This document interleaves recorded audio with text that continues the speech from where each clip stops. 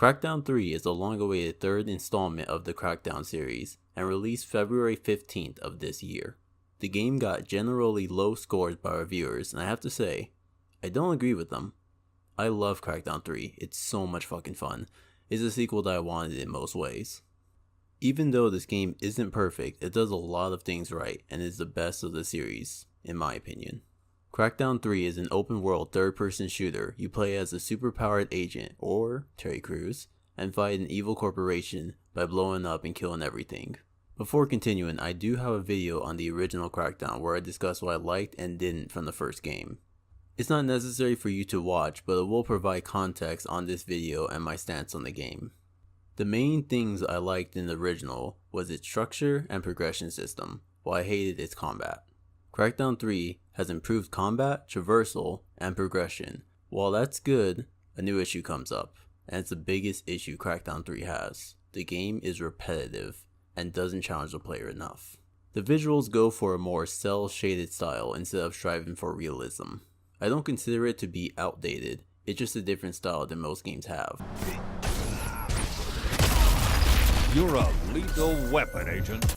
The character models look alright, but the city looks damn good.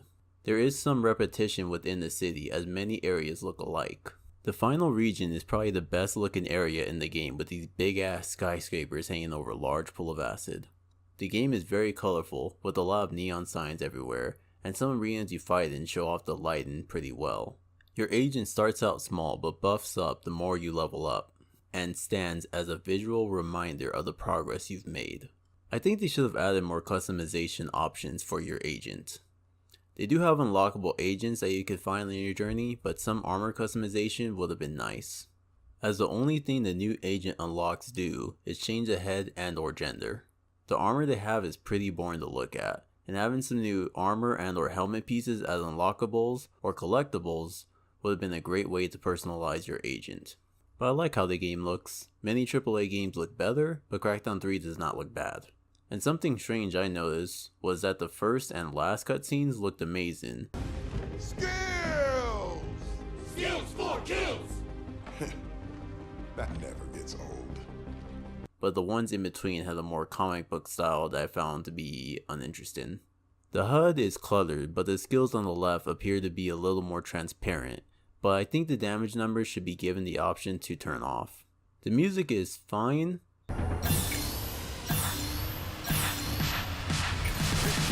I only noticed it during races, but I wish they had a radio playing while exploring around the city. What usually plays while exploring around is some banter between a couple of characters. Crackdown 3 is an open world third person shooter, and like in the earlier games, aiming is handled by the lock-on mechanic and you are capable of climbing every building. You can carry 3 weapons at a time instead of 2. Combat has more changes besides just that.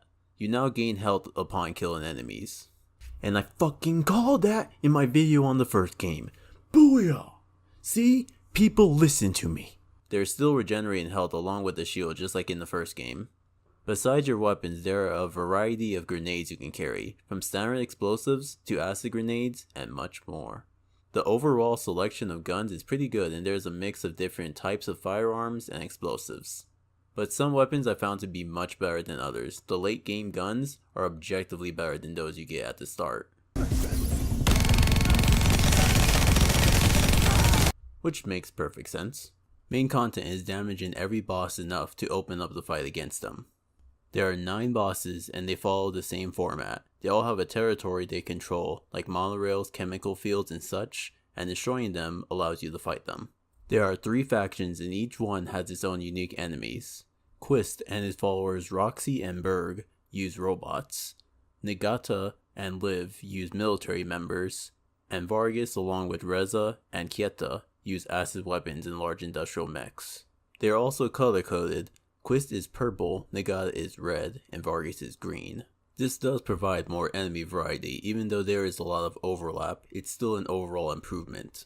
It's definitely better than guy with gun and another guy with gun. Side content like in the first game are races, orb collecting, and finding other collectibles. Races are split into agility races and driving races. I will get into more detail later, but to establish the core loop of the game, you're either actively working towards taking down one or more of the bosses, or doing races, or hunting down orbs. The 5 core skills and overall progression have returned, but with some changes and additions to all of them. The 5 core skills are agility, strength, firearms, explosives, and driving. To level up these skills, you must perform actions related to them, and these actions should be obvious.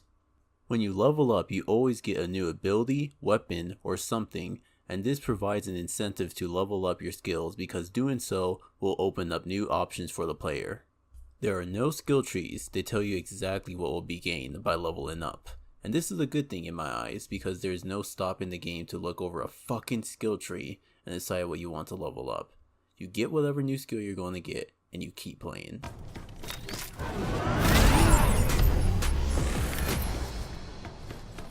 Leveling up these skills is one of the more enjoyable parts of the game, and has the player needing to play in specific ways in order to increase their skills. So let's go through them all real quick, starting with agility. To level up agility, you need to collect agility orbs and complete agility races. Agility has quite a few new additions. You no longer only increase your max jumping height. You unlock a double jump that turns into a triple jump later on, along with a forward thrust that starts off with only 1 but gets increased to 2. These additions provide an increase in aerial control, which is useful in combat and traversal. In combat, this allows you to easily dodge objects thrown at you and provides quick maneuvering around the combat arenas. There is also a combat roll for dodging while on the ground. Traversing around the world is great. Jumping and flying around the city is one of the most enjoyable things to do, and it's what separates Crackdown from other open world games. The more you level up, the more you feel as though you can do. You can cross large gaps between buildings and stay in the air for long periods of time while never touching the ground. The thrusters do trivialize traversal because using them is the fastest way to gain forward momentum, and I found myself spamming them. I feel like when you're running, your base speed needs to be increased. Climbing is a little more automatic now. Once you grab onto a ledge, you can push up to climb a building. And when you jump up a building, your character will slightly shuffle up for greater height. And while doing so, you can use your double or triple jump. This helps to prevent moments when you should have been able to climb a building, but slightly miss it. Nothing helps you while falling down the building though, you still just dick scrape along the building. Sometimes climbing just doesn't fucking work. You'll be on a ledge, not moving, for no reason, or will just miss a ledge that you should have grabbed onto. Agility is my favorite skill because of the freedom it provides. Strength is up next. Strength is improved by killing enemies through melee or by throwing objects at them. Leveling up unlocks new melee attacks, the ability to grab larger objects and grab them from further away, and a boost in health. Melee attacks do a better job of snapping to enemies, and the standard melee attack is a 3-hit combo that knocks them down. You later gain the ground pound and flying fist. Ground pound launches the player towards the ground and blasts everything in a small radius around you. The flying fist is a charged up melee strike that launches towards an enemy and deals massive damage, just pounding the ground and fisting everyone. Both of these can be used for effective crowd control as they have a large blast radius. Ground pound also neutralizes any fall damage. You no longer have to be standing next to an object to grab it. You have magnetic gloves that will pick up items close to you. The more you increase your strength, the larger the range you can pick up items. At the start, you can barely pick up another person, but by the end you'll be effortlessly flinging around tanks. You can and will likely switch weapons while trying to pick up a nearby car or tank. And when you notice, you'll likely think, dude, where's my gun? And have to go searching for it. Or just constantly switch weapons like a jackass.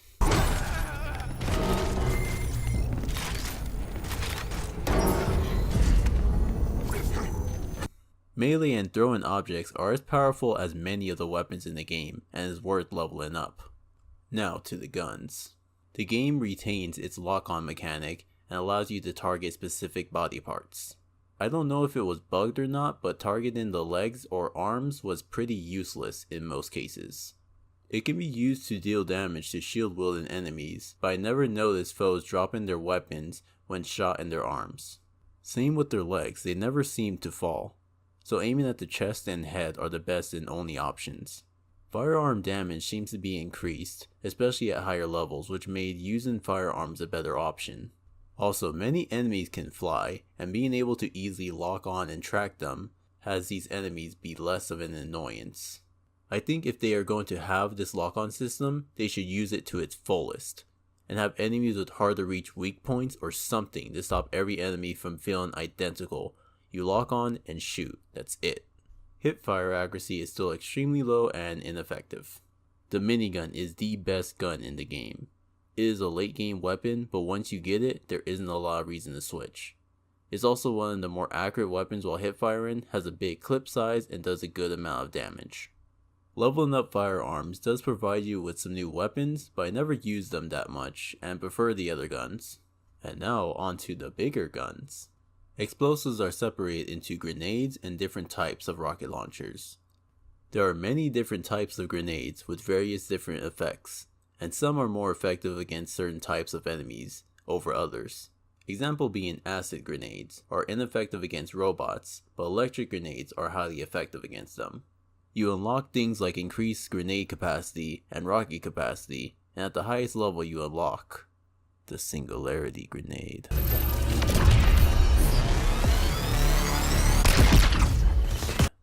Or as I like to call it, the throw and go, because once you throw this baby, it's guaranteed everything around it will die. A lot of explosive weapons are fun to use, like the Anubis, which is a machine gun that fucked the rocket launcher that resulted in this. The jackhammer ended up being my go-to weapon because of how powerful it is. But that doesn't hold a candle to the gun that shoots out fucking black holes. Terra Nova's most advanced scientists developed a weapon that literally rips a hole in reality. Firearms are effective at fighting smaller enemies, but near useless while fighting the larger mechs, which is where the explosives come in. And this has the player actively switching their guns to fight efficiently. Explosives are more fun to use than firearms, but firearms are still pretty good. And now on to driving. My feelings on driving can be summarized easily. What the fuck happened? The driving in the first game wasn't this bad. How do you backtrack from a game that's 12 years fucking old? Driving sucks ass, but thankfully driving is unnecessary. There are some things that they changed to the systems around driving. You can now summon your supercar to your location, and the agency supercar has 3 forms it can take. Lightning is the speedy form that most closely resembles the old agency supercar. Spider form can climb up buildings and is extremely impractical. Most of the buildings aren't easy to climb up with it, and even the ones that are, why the fuck would you, when you can climb up it normally? Mini Minotaur form is a tank that has one weird detail to it. You know how in most games the direction you accelerate in a tank is the direction your tank is looking? Not in this game, they wanted to be special. The front of the tank will always be consistent, so if you accelerate while you're looking at the back of the tank, you will now move backwards instead of forward. I hope that was understandable because that shit was weird to describe and see. The supercar can switch between these 3 modes instantly. You can go from lightning to spider immediately. This is the only good change the driving has. But the act of driving is imprecise. Your car slides all over the place. The only good thing I could say is that it is bearable. At times. Just slightly bearable. When you drift correctly and not hit anything, it can be good. But that's not what happens 99% of the time. Hidden objects fucks up your car and sends it rolling, and it's hard to regain control. The ways you can improve driving is by doing races, collecting stud rings, and drifting. And the higher levels is where you unlock the different modifications for the supercar. Control points are where you respawn upon death. It's also where you can change your loadout and refill your ammo. Refilling ammo is instant, all you have to do is walk over the area. But since everywhere has ammo containers, you'll likely never have to go to one of these control points.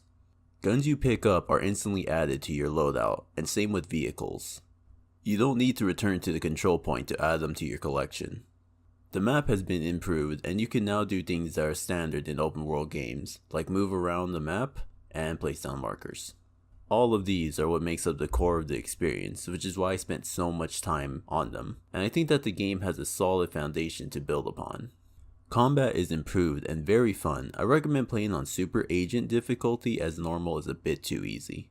Fighting is fast paced and the changes they made are for the better.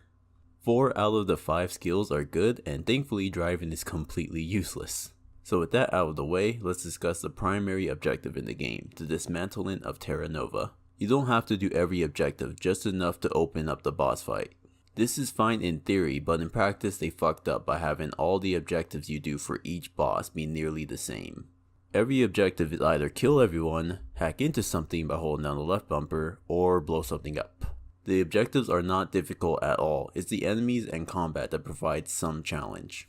And this is the game's biggest misstep, there is not anywhere near enough variety. The only real thing that will change is who you are fighting and what you have to destroy. The structure does provide some freedom as the player is able to pick and choose which objectives they want to take out. I personally did them all, but it's picking from a list of identical objectives. It's like picking out a specific orange from a batch of identical oranges. At least most of the combat arenas have verticality to them, which allows for some mix between agility and shooting. If you don't complete every objective, the game will be much shorter than it already is, since you only need to do around half of each boss's objectives. Quist has 2 followers, Roxy and Wilhelm Berg. Berg is more of a tutorial boss more than anything else, and they use him as a quick training mode so the player can get ready for the real game. Outside of Berg, Roxy is the most straightforward of them all. You just have to show up at one of her monorail stations and kill the guards, and after enough are destroyed, a mini boss will appear. Take that one out and you're finished. Quist doesn't have any additional tasks to complete. Once Roxy and Berg are killed, you can go fight him. Nagata just has Liv under him. They're the most militaristic looking group.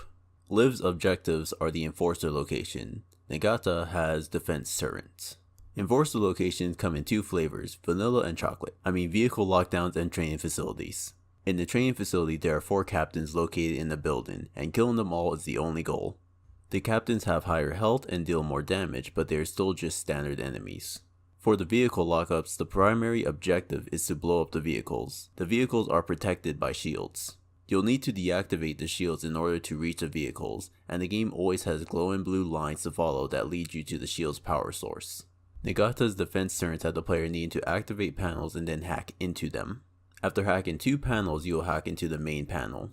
To activate the panels, you have to grab a battery which is always nearby and drag it into the slot. Enemies don't respawn, so after killing all the nearby enemies, there isn't anything that will fuck with you after they are gone until the new enemies appear. Vargas, along with Kieta and Reza Khan, revolve around chemical plants.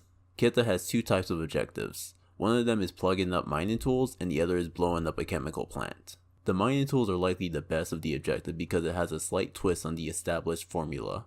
The mining tools have so much health that using weapons is an ineffective way of taking them out, so you'll need to launch an object into the pools of acid to cause any significant damage. While taking out the enemies, you'll need to also find rocks, cars, or anything to launch into the mining area.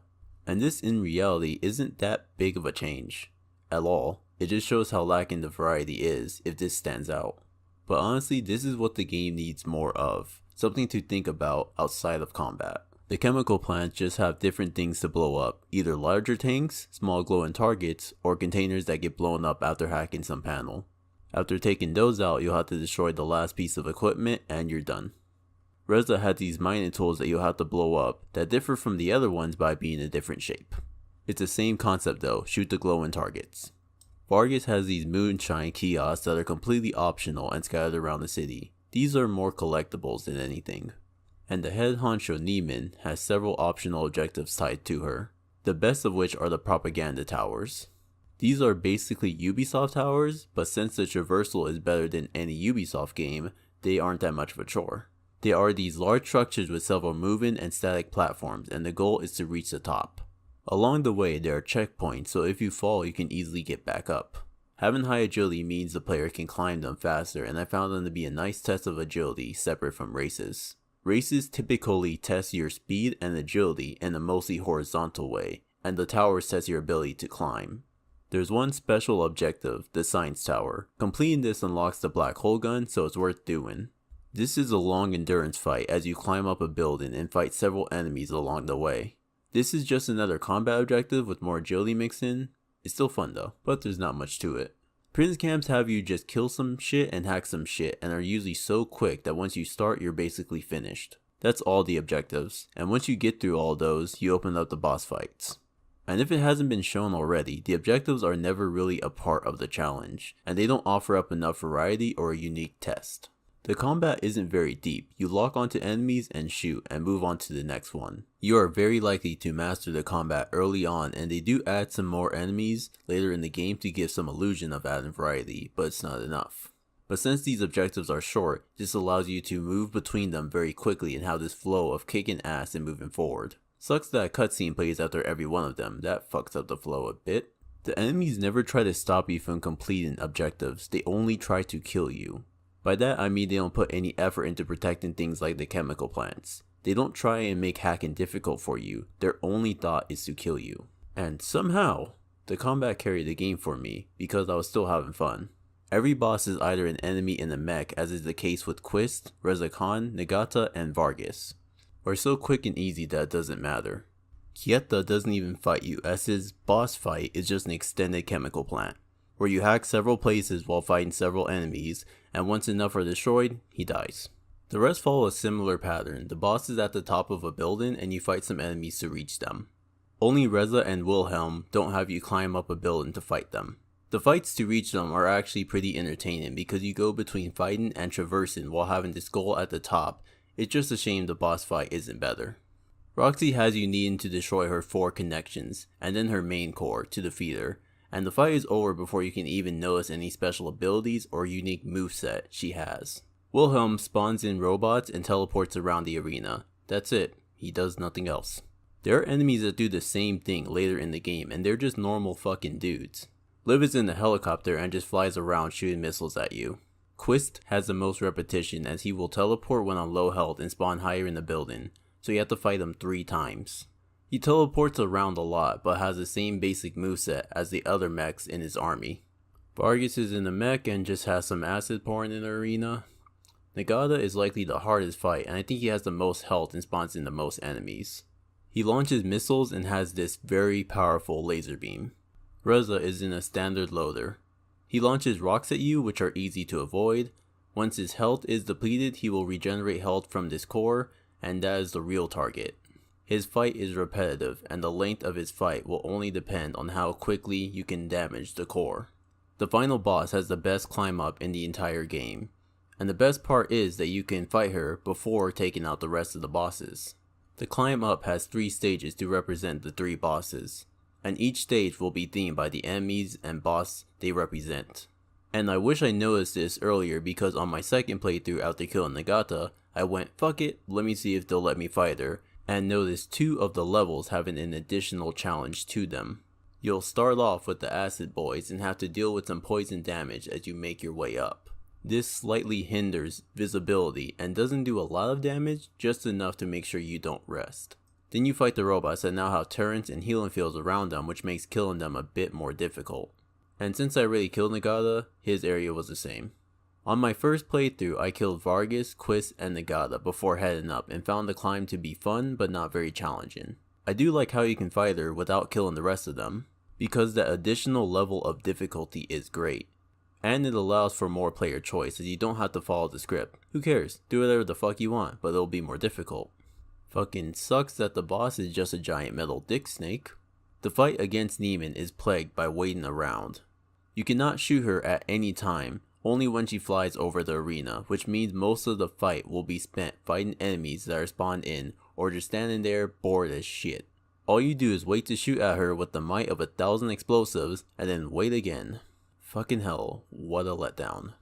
A boss needs to be a test of skill. A boss doesn't need to be a normal enemy on roids. You can't just go enemy health increase times 4 and size increase times 10 and call it a day. That's not a fucking boss.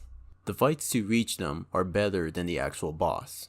And I'm not going to speak about the story because there is literally nothing interesting I can say about it. I had to look up Terra Nova because I forgot their name. The story isn't the focus and I'm not going to focus on it.